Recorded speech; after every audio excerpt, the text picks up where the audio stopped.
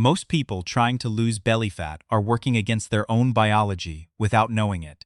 Not because they are lazy, not because they lack discipline, because nobody explained to them that belly fat is not ordinary fat. It does not follow the same rules as fat elsewhere on your body. It does not respond to the same signals. It is governed by a separate biological system, one with its own receptors, its own hormonal responses, and its own defense mechanisms that have been protecting your midsection since long before modern fitness culture existed. Once you understand how that system works, the routine that dismantles it becomes obvious, and it is nothing like what most fitness advice tells you to do. Start here. Fat cells throughout your body contain two types of receptors that control whether stored fat gets released or locked down. Beta receptors are the release signal. When the right hormones interact with them, fat cells open and pour their contents into the bloodstream to be burned as fuel. Alpha-2 receptors are the opposite. They are the lockdown signal. When stress hormones interact with alpha-2 receptors, fat cells close.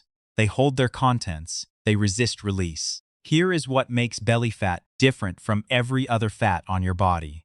The fat cells in your abdominal region, particularly the deep visceral fat surrounding your organs, contain a significantly higher concentration of alpha-2 receptors than fat cells anywhere else. Your face, your arms, your chest, these areas have more beta receptors, more green lights than red lights. When you lose weight, you lose it there first. Your face gets leaner, your arms thin out, your ribs appear. But your belly has more red lights than green, more lockdown receptors than release receptors. And the trigger that activates those lockdown receptors, the hormone that tells your belly fat to hold on and not let go, is cortisol. Cortisol is your body's primary stress hormone. In its intended biological context, cortisol is brilliant. It floods your system with glucose for instant energy. It mobilizes fuel from every available source. It keeps you alert, responsive, and capable during genuine physical threat. But cortisol has one specific, consistent, well-documented side effect on fat tissue. It preferentially signals fat cells in the abdominal region to store rather than release. It activates the alpha-2 receptors in your belly fat, specifically, the exact receptors that tell your midsection to hold on tighter. This is the trap that millions of people fall into without ever understanding why. They try to attack their belly fat with high-intensity exercise. They sprint. They do Hyatt circuits.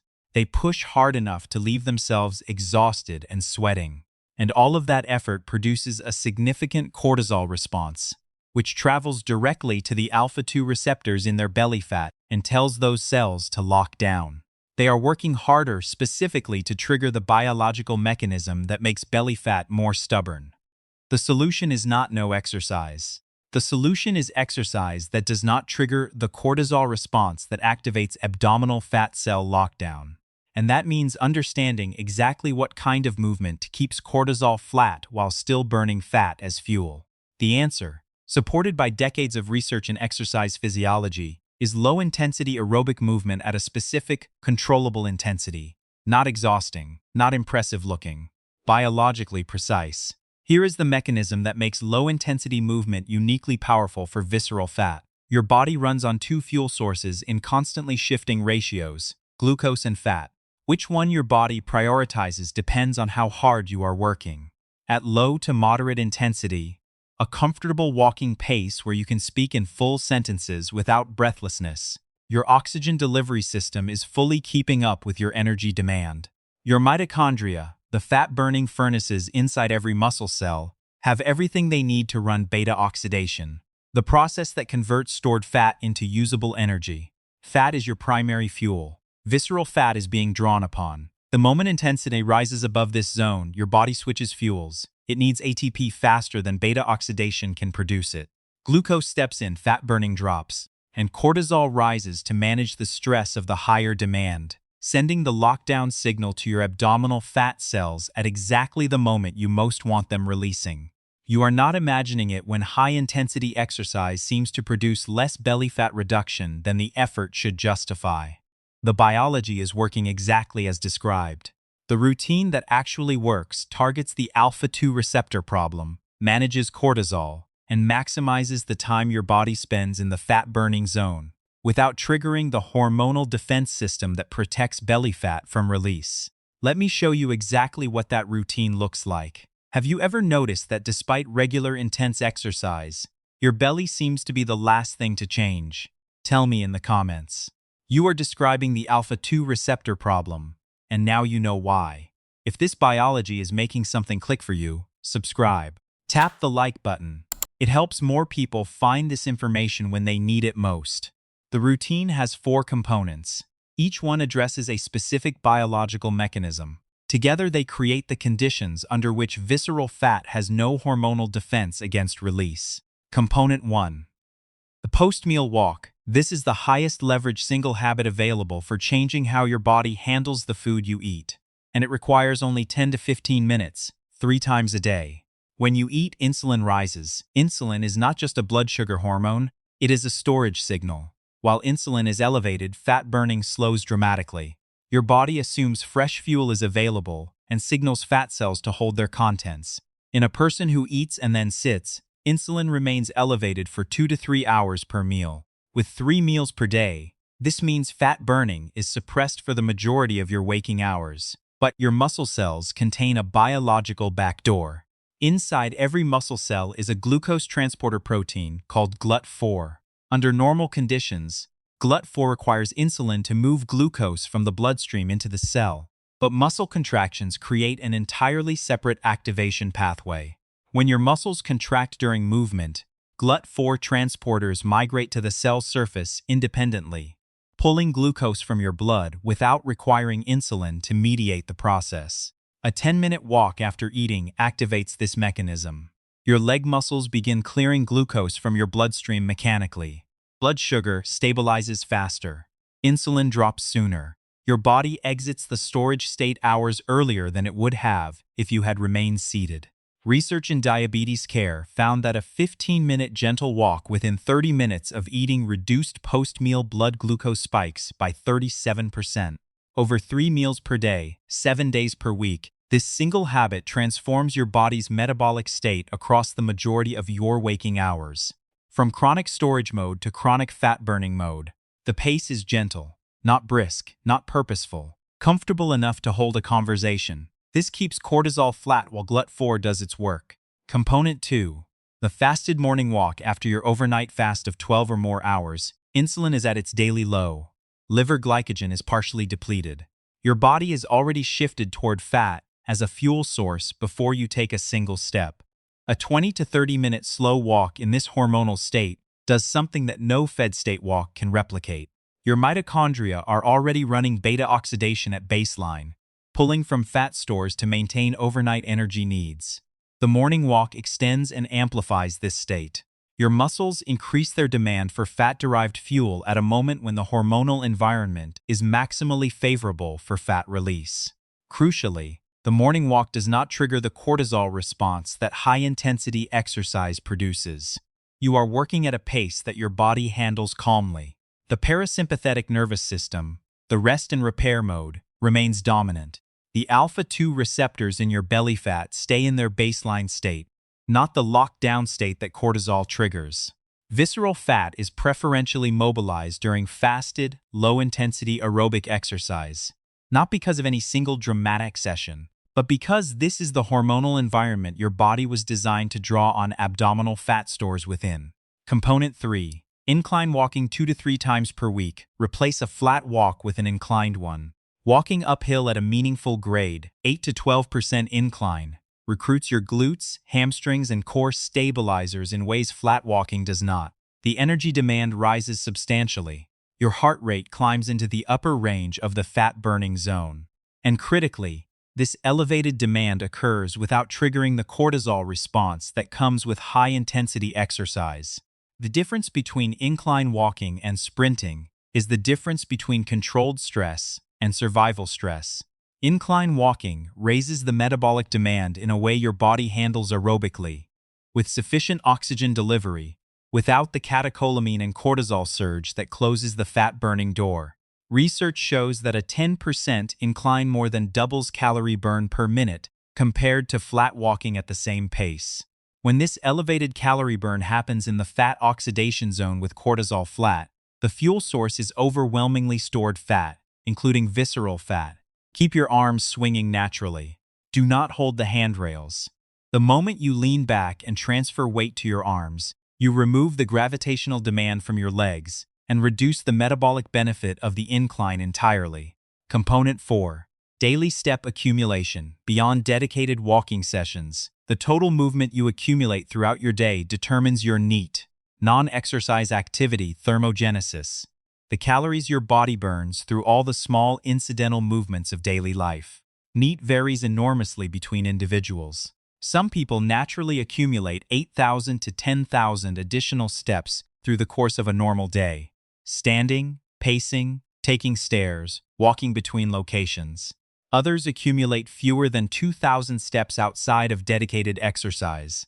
The difference in daily calorie burn between these two people can exceed 500 calories per day, the equivalent of a significant workout, without any formal exercise.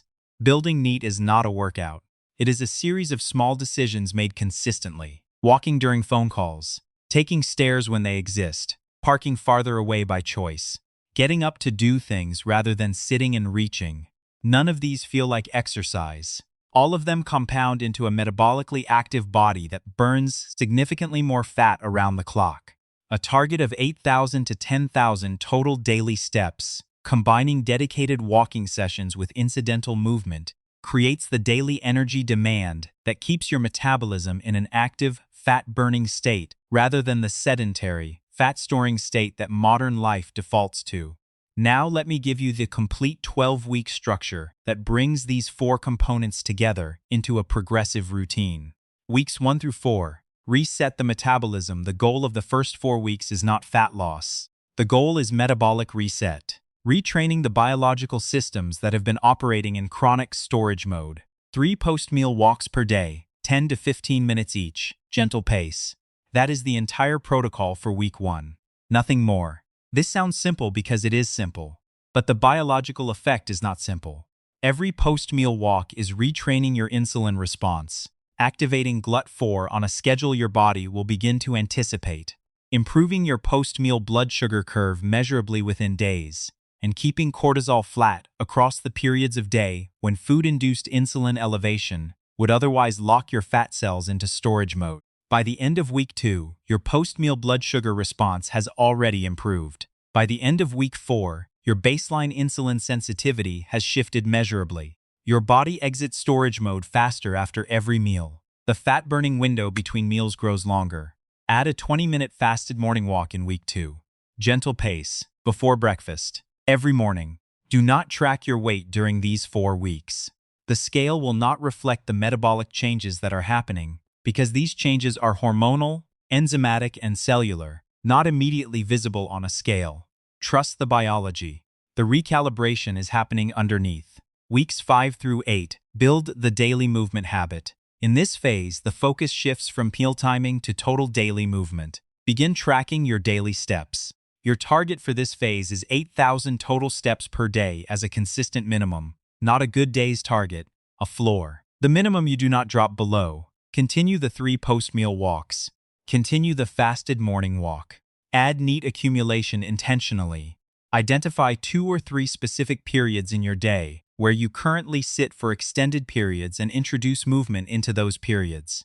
In week 6, introduce incline walking once per week, 15 to 20 minutes at 8 to 10% grade. Keep the pace slow enough that you can still speak in sentences.